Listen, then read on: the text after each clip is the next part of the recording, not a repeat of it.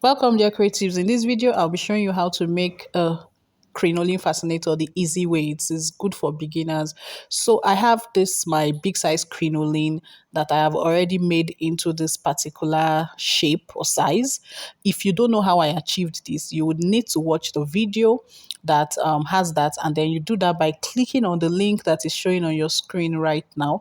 The size of my crinoline is 110 inches. That's almost 2 yards. Okay, so just watch carefully to see how I'm going to achieve this. It is easy peasy, especially if you're a beginner.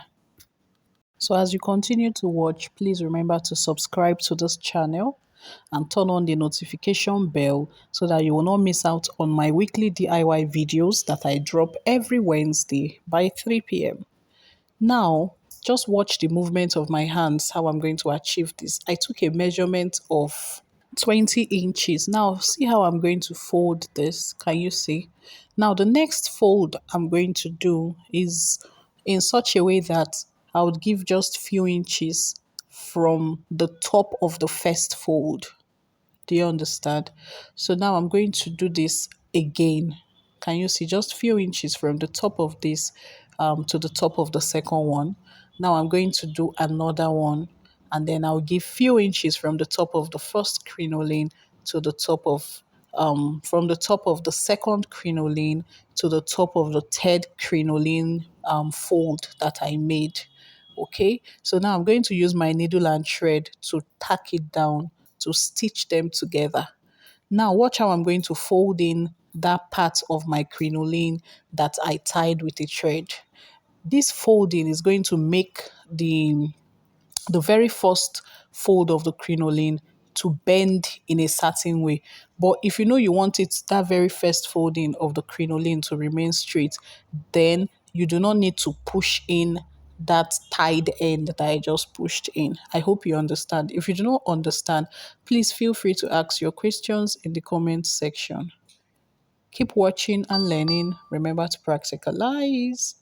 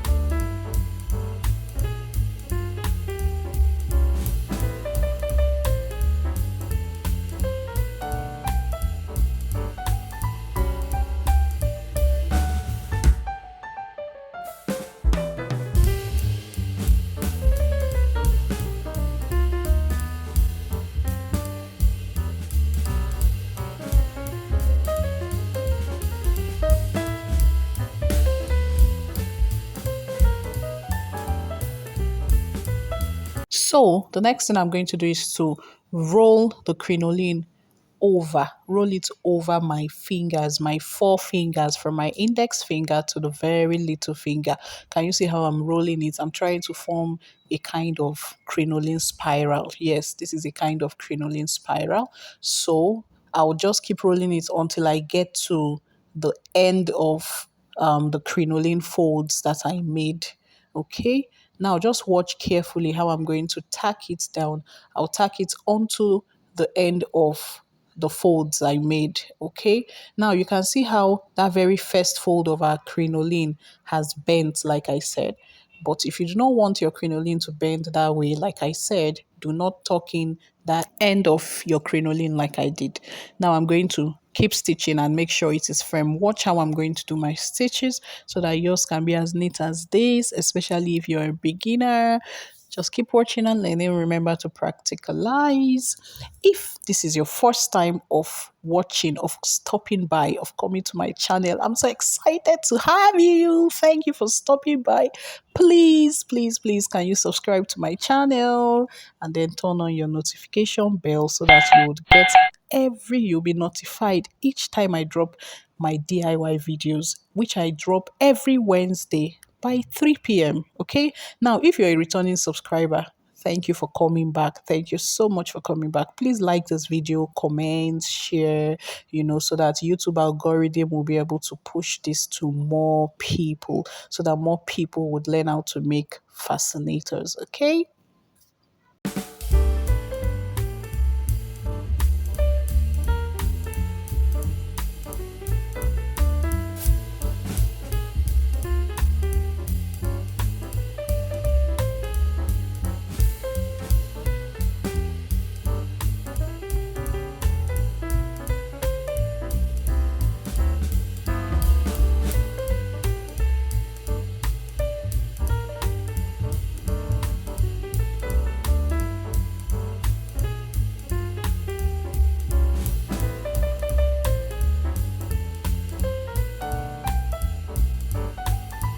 So the next thing I'm going to do now is to attach my arrow feather, and then I'm going to use my needle and my thread to stitch it onto my crinoline fascinator.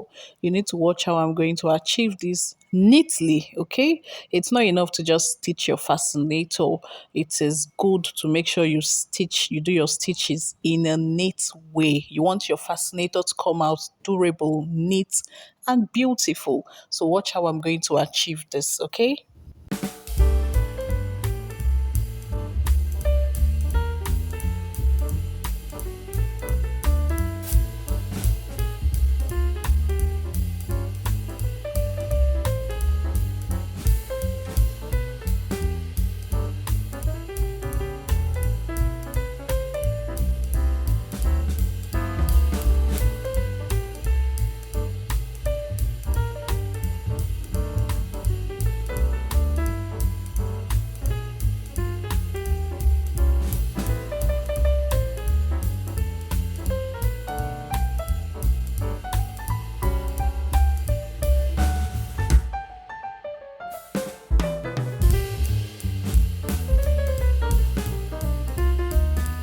Now I'll be attaching my Alice band onto my crinoline fascinator.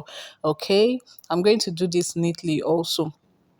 I would go through, it's more like I'm going underneath my crinoline loops, my crinoline spiral, and then I'm going to go under the Alice band. Watch how I'm going to achieve this neatly.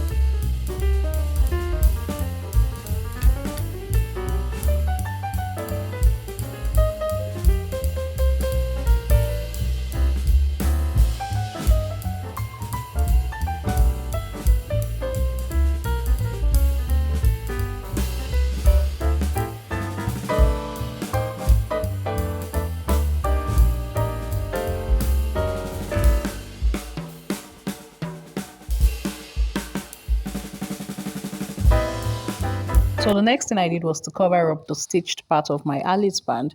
Then this part of my crinoline that I'm touching, I tacked it down using my needle and my thread. And that is all. This is our beautiful fascinator.